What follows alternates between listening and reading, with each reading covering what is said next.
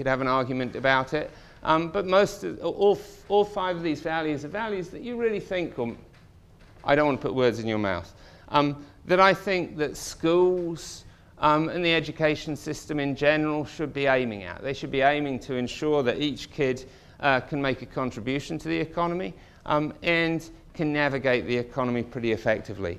They should try and make sure that each kid can and is somewhat inclined to be a responsible citizen. Childhood itself, and the 5th one is a bit special because I think that the other 4, they go together very nicely. I think that childhood itself is an important stage in a life. I don't know how many years you expect to get in your life, but 18 of them were as a child, and I know that for most of you that's past, so it doesn't seem as important now. But when you're living it, it's important. And you know what schools are like. You all went to school, and what they do in schools is they put you in this room full of 30 people, and one of them's a bully, if you're lucky. Often there's 1 or 2 others. Several of them are crazy. 3 of them are people who just don't like you. And there's this grown-up basically controlling everything.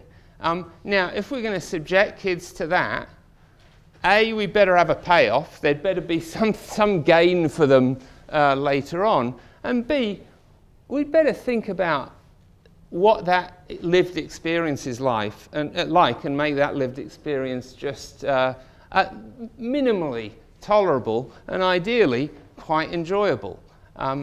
Many people here are too young to have listened to well, you all know Pink Floyd's Just Another Brick in the Wall, right? I mean, if you don't know Pink Floyd's Just Another Brick in the Wall, listen to it afterwards. You can, I'm sure, on YouTube.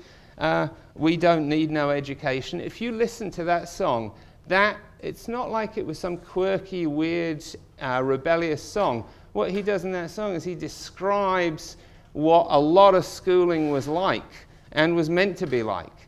People deliberately made children's lives pretty miserable because they thought that was the way of getting them to have successful adulthoods. Now, if you think about that, there may indeed, maybe they were right. Maybe there's a big trade-off between adulthood and childhood. And if so, I don't think the trade-off always counts, should always be decided in favor of adulthood.